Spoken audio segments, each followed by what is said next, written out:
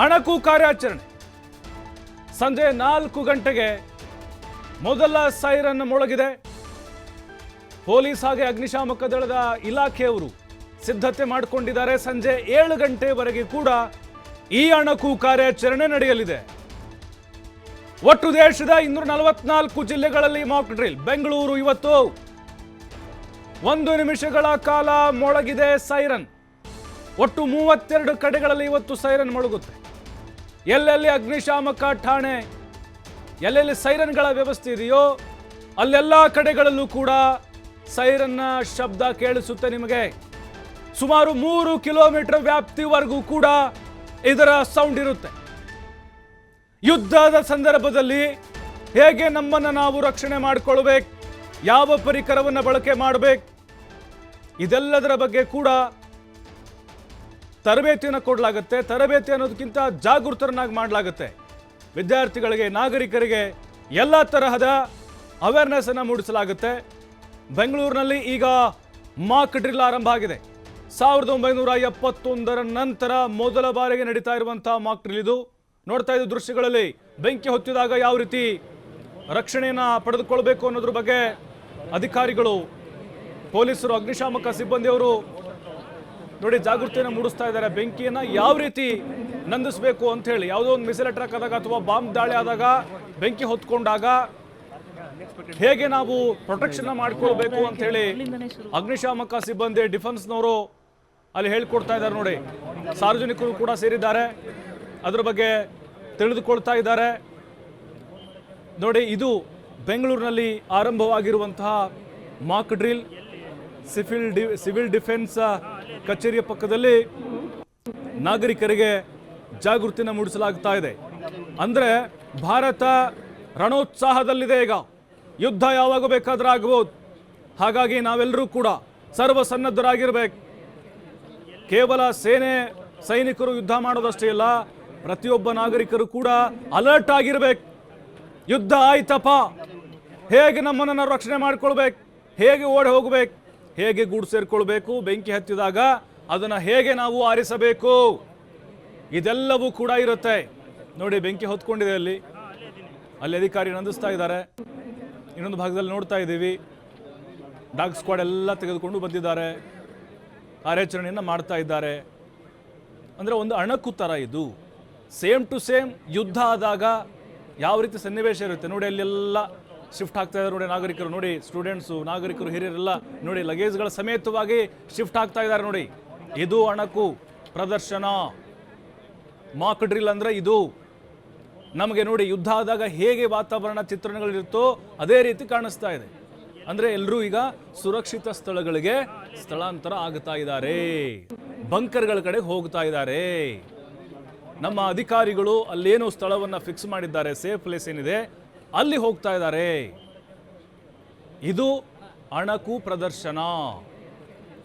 ಒಂದು ದೇಶದಲ್ಲಿ ಅಥವಾ ಒಂದು ದೇಶದ ಮೇಲೆ ಯುದ್ಧ ಆದಾಗ ಆ ಸಂದರ್ಭದಲ್ಲಿನ ಪರಿಸ್ಥಿತಿಗಳು ಹೇಗಿರುತ್ತೋ ಆಗ ನಾವು ಹೇಗೆ ಬಚಾವಾಗಬೇಕು, ರಕ್ಷಣೆ ಪಡೆದುಕೊಳ್ಬೇಕು, ಅದನ್ನು ಅಧಿಕಾರಿಗಳು ಈಗ ನಾಗರಿಕರಿಗೆ ತಿಳಿಸಿಕೊಡ್ತಾ ಇದ್ದಾರೆ. ನೋಡಿ, ಪ್ರತಿಯೊಬ್ಬರನ್ನು ಕೂಡ ಅಲ್ಲಿ ಬಿಡ್ತಾ ಇದ್ದಾರೆ ತಪಾಸಣೆ ಮಾಡಿ.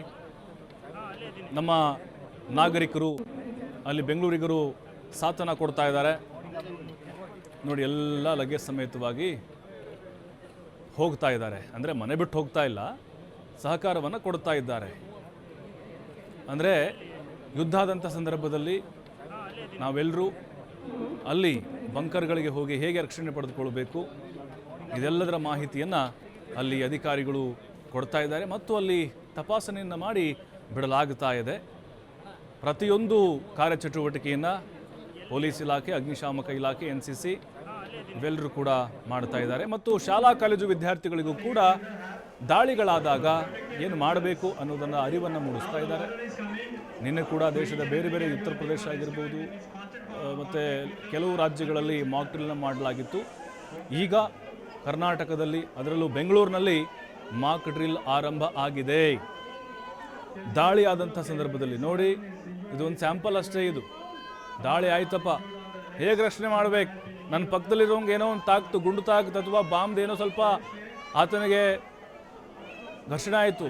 ಹೇಗೆ ಅವ್ರನ್ನ ನಾವು ಹೊತ್ತುಕೊಂಡು ಹೋಗಬೇಕು, ಹೇಗೆ ಅವ್ರಿಗೆ ನಾವು ಪ್ರಾಥಮಿಕ ಚಿಕಿತ್ಸೆ ಕೊಡಬೇಕು, ಆ್ಯಂಬುಲೆನ್ಸ್ಗೆ ಹೇಗೆ ಶಿಫ್ಟ್ ಮಾಡಬೇಕು, ಆಸ್ಪತ್ರೆ ಹೇಗೆ ಕರ್ಕೊಂಡು ಹೋಗಬೇಕು, ಇದೆಲ್ಲದರ ಬಗ್ಗೆ ನಮ್ಮ ಅಧಿಕಾರಿ ವರ್ಗ ನಾಗರಿಕರಿಗೆ, ವಿದ್ಯಾರ್ಥಿಗಳಿಗೆ ತಿಳಿ ಹೇಳ್ತಾ ಇದ್ದಾರೆ. ನೋಡಿ, ಇದೆಲ್ಲ ಈ ಜನ್ರೇಷನ್ಗೆ ಬೇಕಾಗಿರುವುದು. ಯಾಕಂದರೆ ಈಗಿನ ವಿದ್ಯಾರ್ಥಿಗಳಿಗೆ ಈ 90ರ ದಶಕದ ನಂತರದವರೆಗೆ ಯುದ್ಧ ಅಂತಂದರೆ ಏನು ಗೊತ್ತಿಲ್ಲ.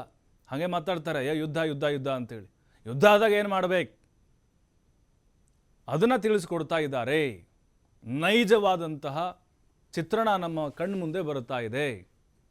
ಯಾವ ರೀತಿ ನಮ್ಮನ್ನು ನಾವು ಆ ದಾಳಿಗಳಿಂದ ರಕ್ಷಣೆ ಮಾಡಿಕೊಳ್ಬೇಕು.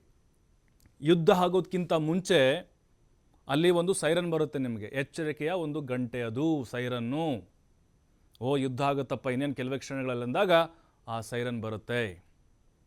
ಅದಾದ ಮೇಲೆ ಎಲ್ಲರೂ ಅಲರ್ಟ್ ಆಗಬೇಕು ಅಂತ ಅರ್ಥ. ಗೃಹ ಸಚಿವ ಪರಮೇಶ್ವರ್ ಕೂಡ ಬರ್ತಾ ಇದ್ದಾರೆ, ನೋಡ್ತಾ ಇದ್ದೀವಿ. ಹಿರಿಯ ಅಧಿಕಾರಿಗಳು ಡಿಫೆನ್ಸ್ನವರು ಕೂಡ ಅಲ್ಲಿದ್ದಾರೆ. ಮಾಕ್ ಡ್ರಿಲ್ಗೆ ಚಾಲನೆಯನ್ನು ಕೊಡಲಿಕ್ಕೆ ಬೆಂಗಳೂರಿನಲ್ಲಿ ಮಾಕ್ ಡ್ರಿಲ್ ಈಗ ಆರಂಭ ಆಗಿದೆ. ಎಲ್ಲ ವ್ಯವಸ್ಥೆಯನ್ನು ಕೂಡ ಈಗ ಇಲಾಖೆಯ ಅಧಿಕಾರಿಗಳು ಮಾಡಿಕೊಂಡಿದ್ದಾರೆ. ಇಂತಹ ರಣರೋಚಕ ಒಂದು ಸಂದರ್ಭಗಳು, ಯುದ್ಧದ ವಾತಾವರಣದ ನೈಜ ಸನ್ನಿವೇಶಗಳು ನಮಗೆ ಕಾಣ ಸಿಗ್ತಾ ಇದೆ. ಕೆಲವೊಂದಿಷ್ಟು ಆಯ್ದ ಪ್ರದೇಶಗಳಿದ್ದಾವೆ, ಅಲ್ಲಲ್ಲಿ ಗುರುತು ಮಾಡಿದ್ದಾರೆ. ಬಂಕರ್ಗಳ ಅಣಕು ಕೂಡ ಮಾಡ್ತಾ ಇದ್ದಾರೆ. ಹೇಗೆ ನಾವು ರಕ್ಷಣೆ ಮಾಡಬೇಕು ನೋಡಿ. ಯಾರೋ ಗಾಯಗೊಂಡರು ಅಂತ ಹೇಳಿದರೆ ಅವ್ರನ್ನ ಹೇಗೆ ಎತ್ಕೊಂಡು ಬರಬೇಕು, ಹೇಗೆ ಅವ್ರನ್ನ ಆಸ್ಪತ್ರೆಗೆ ಸೇರಿಸಬೇಕು, ಇವೆಲ್ಲವೂ ಕೂಡ ನಾಗರಿಕರ ಹಿತದೃಷ್ಟಿಯಿಂದ ಅವ್ರನ್ನ ಸೇವ್ ಮಾಡಲಿಕ್ಕೆ ಅಧಿಕಾರಿಗಳು ಮಾಡ್ತಿರುವಂತಹ ಮಾಕ್ ಡ್ರಿಲ್ ಇದು. ಪ್ರತಿಯೊಬ್ಬರೂ ಕೂಡ ಸಾರ್ವಜನಿಕರು ಸಹಕಾರವನ್ನು ಕೊಡ್ತಾ ಇದ್ದಾರೆ. ಬೆಂಗಳೂರಿನಲ್ಲಿ ಒಟ್ಟು 35 ಪ್ಲೇಸಸ್ ಇದ್ದಾವೆ, ಅದರಲ್ಲಿ 32 ಸೈರನ್ಗಳು ಆನ್ ಆಗಿದ್ದಾವೆ. ಅದರ ಜೊತೆಗೆ ಈಗ ಕೆಲವೊಂದಿಷ್ಟು ದೊಡ್ಡ ದೊಡ್ಡ ಕಟ್ಟಡಗಳಿದಾವಲ್ಲ ಅಲ್ಲಿ, ಮತ್ತು ಎಲ್ಲೆಲ್ಲಿ ವಾಣಿಜ್ಯ ಸಂಕೀರ್ಣಗಳಿದಾವೋ, ಮಾಲ್ಗಳಿದಾವೋ, ಜನವಸತಿ ಪ್ರದೇಶಗಳಿದೆಯೋ ಅಲ್ಲೆಲ್ಲವೂ ಕೂಡ ಜಾಗಗಳನ್ನು ಗುರುತು ಮಾಡಿ ಮಾಕ್ ಡ್ರಿಲ್ಲನ್ನು ಬೆಂಗಳೂರಿನಲ್ಲಿ ಶುರು ಮಾಡಿದ್ದಾರೆ. ಇಲ್ಲಿ NDRF, SDRF, NCC ಆಗಿರ್ಬೋದು, NSS ಆಗಿರ್ಬೋದು, ಪೊಲೀಸು, ಅಗ್ನಿಶಾಮಕ ಎಲ್ಲ ಇಲಾಖೆಯ ಸಿಬ್ಬಂದಿಗಳು ಭಾಗಿಯಾಗಿದ್ದಾರೆ. ಯುದ್ಧದ ಸಂದರ್ಭದಲ್ಲಿ ನಾವು ತೆಗೆದುಕೊಳ್ಳಬೇಕಾದ ಎಚ್ಚರಿಕೆಯ ಕ್ರಮಗಳ ಬಗ್ಗೆ ತಿಳಿ ಹೇಳಲಾಗ್ತಾ ಇದೆ. ಈಗಾಗಲೇ ದೇಶದ ಬೇರೆ ಬೇರೆ ರಾಜ್ಯಗಳಲ್ಲಿ ಮಾಕ್ ಡ್ರಿಲ್ಲನ್ನು ಮಾಡಿದ್ದಾರೆ. ಅಂದರೆ ಇದರ ಅರ್ಥ ಯುದ್ಧ ಯಾವಾಗ ಬೇಕಾದರೂ ಆಗಬಹುದು. ನಾವೀಗ 9 ಉಗ್ರರ ಅಡಗು ತಾಣಗಳನ್ನು ಹೊಡೆದು ಬಿಸಾಕಿದ್ದೀವಿ. ಹಾಗಾಗಿ ಅವರು ಪಾಕಿಸ್ತಾನದವರು ನಮ್ಮ ಮೇಲೆ ದಾಳಿ ಮಾಡುವಂಥ ಸಾಧ್ಯತೆಗಳು ಇದ್ದಾವೆ. ಹಾಗಾಗಿ ಮತ್ತು ನೋಡಿ, ಸಮುದ್ರದ ಮೂಲಕ ಏನಾದರೂ ಅವರು ದಾಳಿ ಮಾಡುವಂಥ ಒಂದು ಪ್ರಯತ್ನವನ್ನು ಮಾಡಿದರೆ ಆ ಸಂದರ್ಭದಲ್ಲಿ ಹೇಗೆ ರಕ್ಷಣೆಯನ್ನು ಮಾಡಬೇಕು ಅಂದರೆ ಇದೊಂದು ಸ್ಯಾಂಪಲ್ ಅಷ್ಟೇ. ಈಗ ಅಂದರೆ ಕರಾವಳಿ ಭಾಗದಲ್ಲಿ ಸಮುದ್ರ ತೀರದಿರುವಂಥ ಪ್ರದೇಶಗಳಲ್ಲಿ ಅಲ್ಲಿ ಅಟ್ಯಾಕ್ಗಳಾದರೆ ಯಾವ ರೀತಿ ಜನರು ಸ್ಪಂದಿಸಬೇಕು ಅಂಥೇಳಿ ಅದನ್ನು ಕೂಡ ಒಂದು ಹಲಸೂರು ಕೆರೆಯಲ್ಲಿ ಒಂದು ರೀತಿ ಅಣಕು ಪ್ರದರ್ಶನವನ್ನು ಕೂಡ ಮಾಡಿದ್ದಾರೆ. ಮತ್ತು ಬೆಂಕಿಯನ್ನು ನಂದಿಸುವಂಥ ಒಂದು ಪ್ರಯತ್ನ ಹೇಗಿರಬೇಕು, ಜೊತೆಗೆ ಅಲ್ಲಿ ಏನಾದರೂ ಒಂದು ಬಾಂಬ್ ದಾಳಿ ಆಯಿತು ಅಥವಾ ಒಂದೇನೋ ಮಿಸೈಲ್ ದಾಳಿ ಮಾಡಿದರು, ಆ ವೇಳೆಯಲ್ಲಿ ಜನರು ಹೇಗೆ ಬೆಂಕಿ ನಂದಿಸಬೇಕು, ಅಂದರೆ ಅನಾಹುತ ಆಗದಂತೆ ಹೇಗೆ ತಡೆಯಬೇಕು ಅನ್ನೋದನ್ನು ಬಹಳ ಅರ್ಥ ಆಗೋ ಥರ ಅಧಿಕಾರಿಗಳು ಜನಸಾಮಾನ್ಯರಿಗೆ ಹೇಳ್ತಾ ಇದ್ದಾರೆ. ಯಾಕಂದರೆ ನಮ್ಮ ಕರ್ನಾಟಕದಲ್ಲಿ 3 ಸ್ಥಳಗಳನ್ನು ಗುರುತು ಮಾಡಿದ್ದಾರೆ. ವಾತಾವರಣ ದೇಶದಲ್ಲಿ ಸೃಷ್ಟಿಯಾಗಿರುವಂಥದ್ದು ಇವತ್ತು ಬೆಳಗಿನ ಜಾವ ಏನು ಪಾಕಿಸ್ತಾನದ ಉಗ್ರರ ನೆಲೆಗಳ ಮೇಲೆ ವಾಯುದಾಳಿ ಆಗಿರುವಂಥದ್ದು. ಆ ಹಿನ್ನೆಲೆಯಲ್ಲಿ ಇಲ್ಲೂ ಕೂಡ ಒಂದು ರೀತಿಯಲ್ಲಿ ಸೂಕ್ಷ್ಮ ಪ್ರದೇಶಗಳು, ಜನನಿಬಿಡ ಪ್ರದೇಶಗಳು, ರೈಲ್ವೆ ನಿಲ್ದಾಣಗಳು, ಬಸ್ ನಿಲ್ದಾಣ ಆ ಒಂದು ಜಾಗದಲ್ಲಿ ಈಗ ಏನು ಒಂದು ರೀತಿಯಲ್ಲಿ ಭದ್ರತೆಯನ್ನು ತೆಗೆದುಕೊಳ್ಳುವಂಥ ಪ್ರಕ್ರಿಯೆ ಆಗ್ತಾ ಇದೆ. ನಾನೀಗ ಕಂಟೋನ್ಮೆಂಟ್ ರೈಲ್ವೆ ಸ್ಟೇಷನ್ನ ಮುಂಭಾಗದಲ್ಲಿದ್ದೀನಿ. ಇಲ್ಲಿ ಮುಖ್ಯವಾಗಿ RPF ಅಂದರೆ ರೈಲ್ವೆ ಪ್ರೊಡಕ್ಷನ್ ಫೋರ್ಸ್ ಏನಿದೆ ಫುಲ್ ಅಲರ್ಟ್ ಆಗಿರುವಂಥದ್ದು. ರೈಲ್ವೆ ರಕ್ಷಣಾ ದಳ ಏನಿದೆ ಒಂದು ರೀತಿಯಲ್ಲಿ ಈಗ ತುಂಬ ಅಲರ್ಟ್ ಆಗಿರುವಂಥದ್ದು ನೋಡ್ಬೋದು. ಇಲ್ಲಿ ಬರುವಂತಹ ನಿಲ್ದಾಣಕ್ಕೆ ಬರುವಂತಹ ಪ್ರಯಾಣಿಕರನ್ನು ಪ್ರತಿಯೊಂದನ್ನು ಕೂಡ ಪಿನ್ ಟು ಪಿನ್ ಚೆಕ್ ಮಾಡುವಂಥ ಪ್ರಕ್ರಿಯೆ ಈ ಒಂದು ಸಿಬ್ಬಂದಿಗಳಿಂದ RPF ಸಿಬ್ಬಂದಿಗಳಿಂದ ಆಗ್ತಾ ಇರುವಂಥದ್ದು. ಹಾಗೆಯೇ ಬರುವಂತಹ ರೈಲ್ವೆ ಬೇರೆ ಬೇರೆ ಭಾಗದಿಂದ ಬಂದಂತಹ ಜನರು ಪ್ರಯಾಣಿಕರು ಏನಿರ್ತಾರೆ ರೈಲು ನಿಲ್ದಾಣದ ಹೊರಗಡೆ ಹೋಗುವಂಥ ಸಂದರ್ಭದಲ್ಲೂ ಕೂಡ ಅವರನ್ನು ಚೆಕ್ ಮಾಡುವಂಥದ್ದು. ಈಗ ಇಲ್ಲಿ ನಾವು ದೃಶ್ಯಗಳು ನೋಡ್ಬೋದು, ಡಾಗ್ ಸ್ಕ್ವಾಡ್ ಇದೆ. ಹಾಗೆಯೇ ಮುಖ್ಯವಾಗಿ ಇಲ್ಲಿ ಒಂದು ರೀತಿಯಲ್ಲಿ ಚೌಕಿ ಅಂತಂದರೆ ಮೋರ್ಚಾ ಅನ್ನೋದು ಕೂಡ ಒಂದು ರೀತಿಯಲ್ಲಿ ಸೆಟ್ ಮಾಡಿರುವಂಥದ್ದು. ಈ ಒಂದು ಚೌಕಿ ಕೂಡ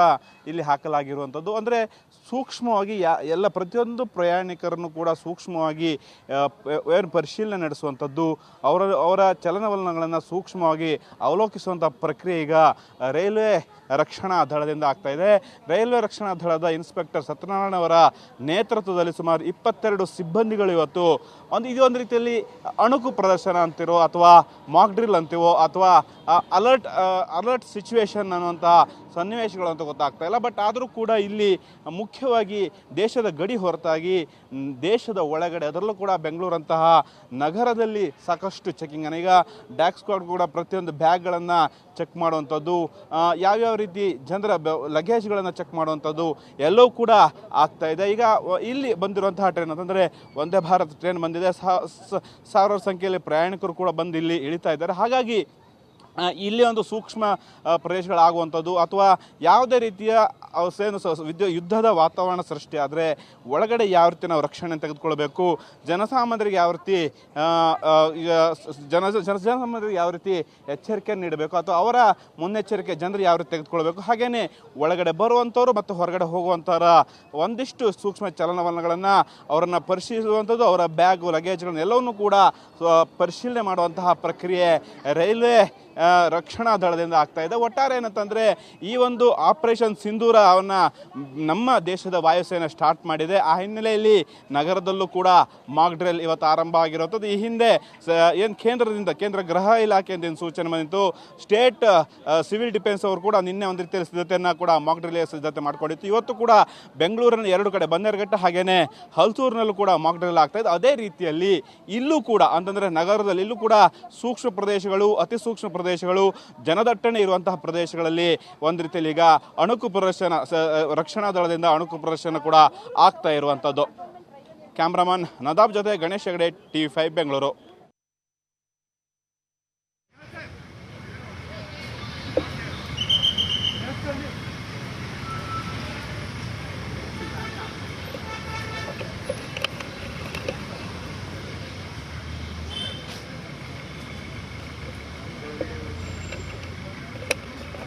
ಝೂಮ್ ಹೋಗುತ್ತೆ ಅಲ್ಲಿವರೆಗೂ. ಹಾಂ ಅಲ್ಲಿ ಹೋಗಲ್ಲ ಗೊತ್ತು.